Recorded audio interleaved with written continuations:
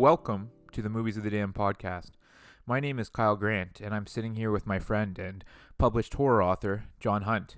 If you enjoy what you hear here today, please check out our Facebook page and follow us on both Instagram and Twitter at Damned Movies.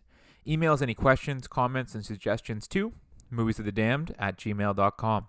For further details on John's published works, please visit his blog, johnhuntfiction.wordpress.com. Today, we'll be discussing Eli Craig's 2017 film, Little Evil. The movie centers on main character Gary, who suddenly becomes a stepdad to 5-year-old Lucas after he marries Lucas's mother Samantha. Gary struggles to create a connection with Lucas, and some strange events begin happening, including Lucas's teacher committing suicide, his birthday clown lighting himself on fire, and Lucas burying Gary in a sandbox. Samantha also confesses to Gary that Lucas was conceived during a strange cult ritual. This all leads Gary to form the belief that Lucas is literally the spawn of Satan. Gary then puts together a plan to drown Lucas at a water park, but ends up bonding with Lucas instead of following through with the plan. The cult that conceived Lucas then abducts him soon after, with Gary deciding to again save him. The movie ends as Gary and Lucas appear to have finally created a connection and are happy as father and son. John, opening thoughts on the movie? These are our good friends that brought us Tucker and Dale, isn't that correct? Yeah, no, exactly right. I absolutely love Tucker and Dale. We discussed it on the podcast, and kind of when we were looking for another movie to talk about, I kind of stumbled across this Little Evil, and as soon as I saw that Eli Craig was the director of this one, I'm like, John, we have to check this movie out. And I agreed. We really enjoyed Tucker and Dale versus Evil. Obviously, we talked about it. We had a good laugh about it. It was good fun, right? So. Exactly, right? And that's kind of what brought me to this movie. And to be completely honest with you, I had high expectations for this one just because of how much, that I liked Tucker and Dale. But to be honest with you, this one was not Tucker and Dale. This did not live up to that film. And I would agree with that. However, we got to look at it. It was a completely separate film. Right? Oh, of course it was a completely separate film, but I just felt it was a little bit of a letdown to me. Okay, so what were you expecting from it then? I guess what I got with Tucker and Dale, and the reason why I enjoyed it so much, is it kind of caught me off guard in that it had me laughing the entire time, literally laughing out loud, for sure, chuckling to myself about it, thinking about it later would make me laugh again. Where this one, there were some clever lines, some clever one-liners. At no point did I really laugh out loud, and I just didn't find it nearly as funny as Tucker and Dale. I really didn't really find it overly funny at all. That's interesting. That is very interesting.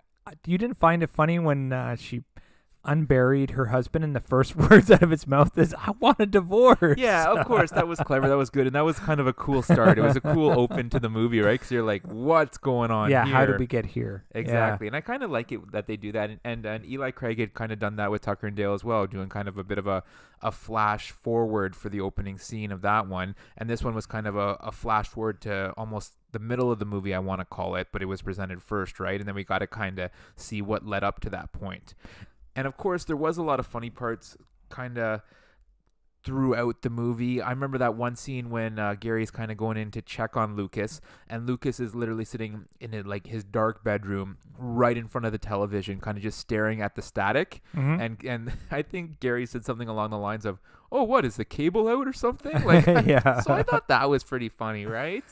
I thought there were a lot of great lines and great characters in this. Like Al was hilarious. Oh, for sure, right? Right, when he was saying, why don't you come to our group therapy? It'll be a good time. He's like, you want me to come to your therapy? Yeah. Kind of like that deadpan dark comedy, yeah. Right? And Adam Scott, right, the actor who played Gary, he was in Step Brothers and he's a fantastic actor, right? He's great to watch. He's funny. He has that that dry, sarcastic wit down perfectly. Samantha in the film, Evangeline, I like that name, Lily. She was in Ant-Man and the Wasp. Yeah. As the Wasp, and she did a great job in this. I enjoyed this movie. I did not enjoy it as much as Tucker and Dale, that's for sure. Tucker and Dale, for some reason, had more substance to it, I found. Like, there was more... I guess the relationship between Tucker and Dale and their friendship and how their interactions with each other, I thought was better realized than this one was, because there's almost that distrust with Gary throughout the whole film of you know of the boy and the mother. Yeah, and the one thing that kind of bugged me about this movie, and it has to do with kind of like how did we get here? It almost seemed as if Gary moving in with Samantha and Lucas was almost like the first time that Gary and Lucas ever interacted. It was almost as if they had never met before that, which is really strange, right? Because obviously you would assume there had been a long relationship and he had interacted with Lucas a bunch and then they got married, but it was almost as if he had no idea about Lucas and obviously the fact that he was the spawn of Satan type of thing. For sure, I think they could have played out that relationship better. Yeah. They only showed like the wedding, and through that flashback video. Yeah, through the flashback video, and that was pretty funny when the filmographer kept being like, "You really need to see this," Yeah. and Gary's just like, "No, we just want to put that day behind us." We're not. Yeah. And so I thought that was pretty funny because as the audience, you knew exactly where it was going. You knew Lucas was doing something wild and crazy on the tape, right? So Yes. so that was good. So the only hint that you knew that they had a relationship and that Lucas didn't like Gary was when they were talking about it at the very beginning, like oh, I'm gonna get to know him better. I'm gonna talk to him more and engage him in sports, and I want to build this relationship. So there was a hint there that Lucas wasn't on board with Gary yet, right? But they didn't realize that relationship well enough, in my view, and clearly in your view. Yeah, exactly, right? Well, because like as soon as he moved in, you see like Lucas is completely withdrawn. He won't talk to him. He's doing all this strange stuff right away. And it was almost as if Gary didn't have any sort of inkling about any of this strange stuff, which I find impossible. Yeah, I think there were some. They weren't really clear, that's for sure. I would say that, but there were some conversations between Samantha and Gary about past relationships. But it seemed like Samantha wanted to cut that off really quick. She didn't want to talk about that stuff. So who knows how deep Gary could have delved into those aspects of a relationship. He was really keen on her, and he was willing to accept any sort of baggage without really looking into what that baggage was, right? And no, for sure, right? And I guess I would just compare it to myself, and like I could never foresee myself marrying someone with a child with me not really like getting to meet or know that child beforehand, right? Yeah, and it just seemed, it honestly came across as if he had never really met Lucas before. And that's, I would agree with that. It's like you're marrying into a family, like you're creating a family. That's a family right there. And wouldn't you think that Samantha would want her son to be on board with this marriage? Absolutely. I think that would be a normal thing for every mother, right? To want the child to trust the new father coming into their life. And so that kind of threw me off right away, right? But of course, you in order to present this properly to the viewer, and for it to be fun, you needed to kind of have those first impressions as he kind of moves in and sees this strange stuff, sees that weird goat hand puppet thing. Yeah. That was really creepy, right? And the thing with the static was pretty funny. And a lot of funny things happened throughout the movie, like when the clown burnt himself. Yeah. And I don't know if you remember this or not, but the clown is getting kind of like taken away on the stretcher and he's all burnt and he's like, "Oh, it was the boy," or something like that. The boy did this to me. And Gary says something to him like, "Oh yeah, here's a little something extra." And he searches in his wallet and all he has is like one single $1 bill and he like hands it to the clown who's now like burnt to a crisp, right? So I thought that was pretty funny right there.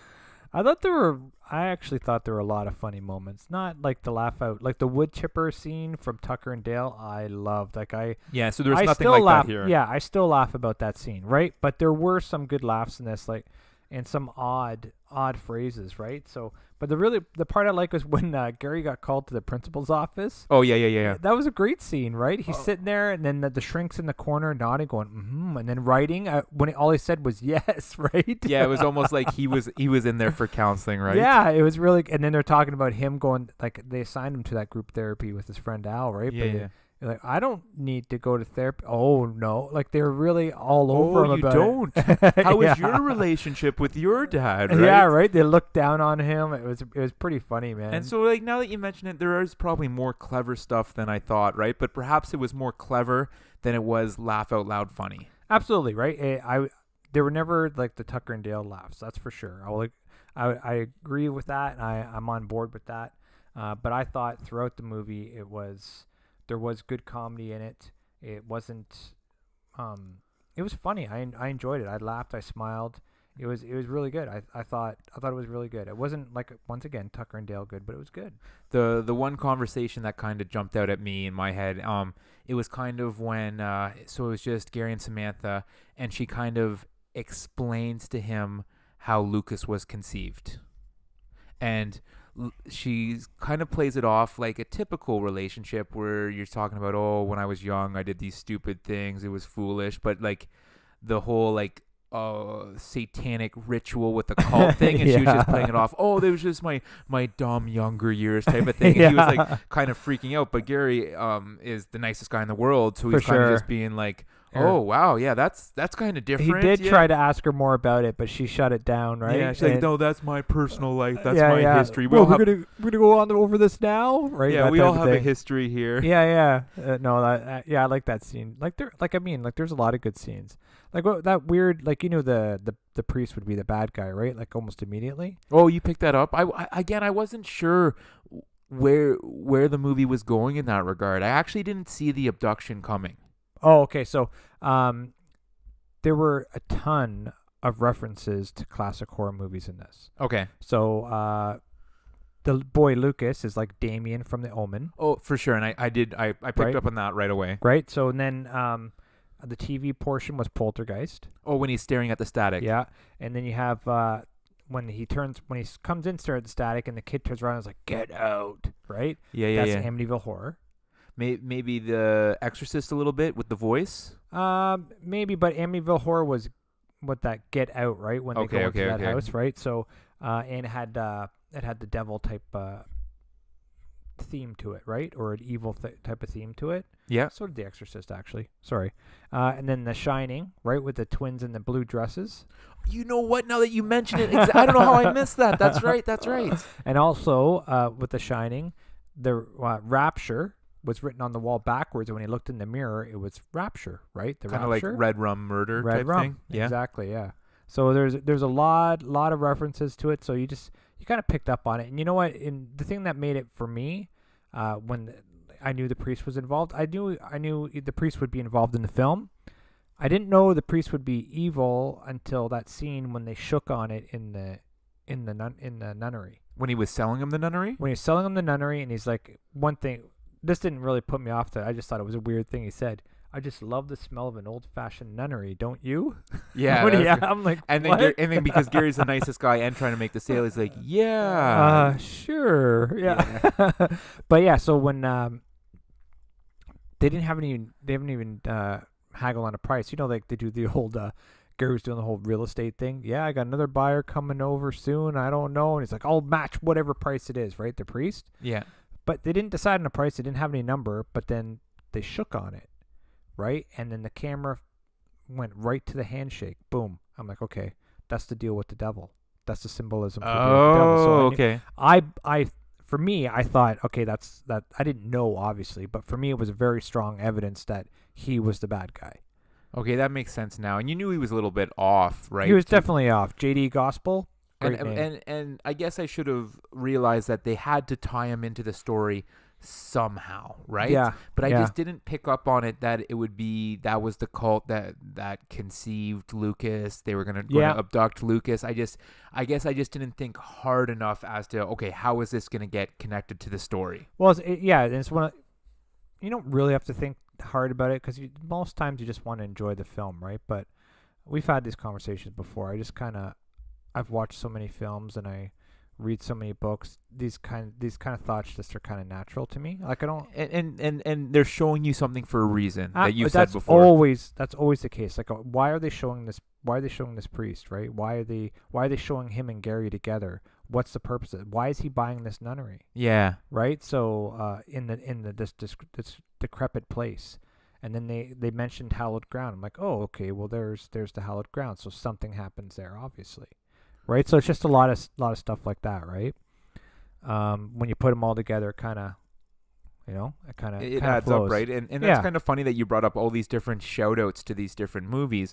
And as you're I'm sure there's more, man. I'm sure there's more. and as you're naming them all, I'm like, that makes complete sense. How did I not pick up on that, right? Yeah. But obviously Eli Craig is a big like fan of the classics here, right? Oh, for sure. And he's kind of paying tribute to them, and he's not doing it in a rip-off type of way. No. They're more like shout-outs throughout Yeah. the film, right? Yeah, because all those parts weren't essential to the plot, right? It was just the way to illustrate Lucas's, inclination to be the devil, right? Yeah, or the his Antichrist, right? Demonic type Yeah, thing. right. So it didn't really have anything to do like stealing one plot to put his forward. It wasn't anything like that. It was just a quick visual impact while being a shout out at the same time. And so a real like good horror fan like yourself would pick up on that type of thing, right? But as Yeah. you said, if you watched it back again, you would probably be like, "Oh, there's that there and that sure, there." I'm sure I've missed a few. I'm like just from those because you picked them up, But I'm pretty sure I missed more than what I said earlier, right? I'm pretty sure I did, but No, probably for sure, right? yeah. Well- Actually, now that I think about it, that whole nunnery scene where they brought Lucas to be the sacrifice and all that type of Near stuff. the end of the movie, kind of like Yeah, the yeah. third act there. Yeah, so that whole nunnery scene and the place being locked down and hard to get in and escapable reminded me of John Carpenter's Prince of Darkness. Yeah. But but not even close that way. But just the whole church, and that's that's where the end of the world is, or going to be, or the devil's coming out. Was reminding me of Prince of Darkness. And by the way, that's a great classic film. If you haven't seen it, you should watch it. It's really good. And again, one we'll probably eventually cover. We're on, gonna have to. I think I'm gonna have to talk about almost all John Carpenter's films. Like they're just so good. Hey, a movie a week. Yeah. We're gonna hit them all, right? Let's do it. Let's do it. One funny scene I wanted to bring up. Do you remember when he's outside and he's kind of fed up with the world, and then it's raining blood, Yeah. and he literally looks at this guy. He's like, and what does he say here? I have it written down. Oh, great! Now it's raining blood, right? And I just thought that it's just just to cap it all off, right? And so that made me laugh. Another one was when he was kind of talking with Lucas, and Lucas says that he talks with his father through the TV, so the static Yeah. TV. And Yeah. then Gary has the one-liner like, "Oh, it might be a good reason to limit your TV time," right? Yeah. So it's just and that's the classic Eli Craig kind of one-liners that we saw on Tucker and Dale. That's why I loved it, and we saw it come out here a lot too, right? So I thought that all that stuff was pretty good. But again, They had a lot of subtle lines though. Like even remember at the party with the clown? yeah, I really love when they're talking about Lucas's father. The one guy's like, "You got to find out if he has DNA," and the one guy goes, "We all have DNA. It's not a disease." yeah, that's right. And I there's so many good and I lines did like love that. his Gary's kind of little group of friends, I want to call his almost like his entourage the group therapy from guys. the group therapy. Yeah, And the yeah. one was a comedian that I absolutely love, Chris D'Elia. And he was the one who told that ridiculous story at the one group therapy session. Oh yeah, when everyone's looking at him weird about wanting the what did he say? He was crapping in the Yeah, he won the crap in the kid's backpack, and Yeah. he goes, "Hey, everyone crap in it." Yeah, exactly. Yeah. And so that's Chris D'Elia. And so when I saw him, it brought a smile on my face because I love him. His comedy is amazing. They were Frank- all funny, man. Like I think these were a and good so group of guys. and so it was a good group, right? Yeah. And maybe this is the type of movie where you got to be in that right mood, where you really got to tune in, you got to concentrate, or you're gonna miss some of these one-liners, some of these kind of clever lines that they have. So it might be one that I have to maybe kind of watch back again. And as we've talked about in the past, perhaps my expectations were just too high because of how much I enjoyed Tucker and Dale. I was hoping for the same thing here, and it just wasn't that. Yeah, and for sure, and that could have been a component as to your disappointment. I went into it when you told me who directed this. I was immediately smiling. I'm like, okay, cool, I'm in. I'm already bought in. That's perfect product recognition. Oh, and Right? That's brand name recognition. I'm like, this guy did it, I'm in. oh, right? Eli Craig will have me for life. Yeah, any just movie of just his- like Jordan Peele, right? Yeah. Same thing. Any movie of his that comes out, I want to check it out. Yeah. Just to see if he catches that lightning in a bottle again, Yeah. right? And Yeah. and who knows if he will again. But the one takeaway I found from this is that this movie wasn't really scary. Wasn't No. overly scary at all. No. It You was found Tucker and Dale scary? no. I'm just saying. Just hear me Okay, out. go on. Yeah, go on. not Sorry. not overly scary. It was funny, but not a laugh out loud funny. Yeah. so not overly scary, not overly funny, like might have a tough time of finding its audience, right? You know what? Like I said, I enjoyed it, and I think Okay. if I watched it again, I probably won't. I just don't have that much time. But if I were to watch it again, I'd find more one-liners that were funny to me, like stuff that you miss, right? Yeah. Because sometimes I should pause it when I make notes on these films, but Yeah, I because never do, yeah, right? because you might miss that next thing. But if Yeah, you pause it, it will ruin the flow of the movie, right? it So I does ruin get the that. tempo and the pace, right? So you want to be cognizant of that, or just be aware of that, anyways. But again, I'm being a little harsh on this movie, as I kind of am. That's kind of what I do. I like to be that other side of the coin here. But I still like this movie. I would give Mhm. it a positive review. I Yeah, would recommend it. yeah. I don't know how high I would be though. Like maybe in the 60s, 60 out of 100, I'm like a 75, man. 75. So Yeah, you'd be a little bit this higher. is a this is like a this is a it was a good movie. I enjoyed it. It made me laugh. I wasn't angry at it. Didn't there's no really this is the thing with comedy horrors, and it's a good thing about comedy horrors, I think, anyways, is that the plot holes, even if there are plot holes, you don't care too much, Because right? it's a comedy. Yeah, right. So there's almost like that. There's less of an expectation for the logical sequence to be logical, I guess. That's, but you know what I mean. Like it doesn't need to. There's not that expectation there are as high of an expectation for it to completely make sense, right? So when they throw in little stuff and like when they offer like weak explanations for something that happened, I'm fine. I'm buying in. I'm good, right? Whereas if that wasn't a comedy horror and they offered that weak explanation, I would have been all over it, right? It would have been like, what? That doesn't make sense. I don't even No, want to hear exactly. it. So if this was a serious movie Yeah, where it's completely illogical that yeah, Gary had no idea about Lucas prior yeah. to the marriage, you would have been like, "Oh my gosh, this does not make sense." Yeah, right. So if it was projecting it that way, so like we recognize that that was a problem that they should have addressed it, but for me, it didn't take away from my enjoyment, really, Yeah, right? because as I said, they needed it to bring up those interactions for the viewer, right? Yeah, To have yeah, kind of those first, oh wow, what, the cable out, right? Like yeah, with him right in front of the TV, that yeah, type for of thing, right? yeah. So it was good for that, but you're right for normal people to take that type of leap because it's a huge leap, right? Yeah. It's a huge step in anyone's life, getting married, and especially getting married and bringing having a kid in your life where previously you never had one before. That's a huge responsibility and nothing you should ever take lightly, right? So yeah, but once again, it was a comedy horror, right? It wasn't a serious film, and although they could have explained that better, easier, I didn't really bother me, right? No, and right, and again, I'm just nitpicking. Yeah, for sure. That's what we do. One thing I wanted to bring up though is Rotten Tomatoes was a little wild on this. Okay. So the Rotten Tomatoes critic score right now, 92. Holy cow. But having said that, it only has 12 reviews.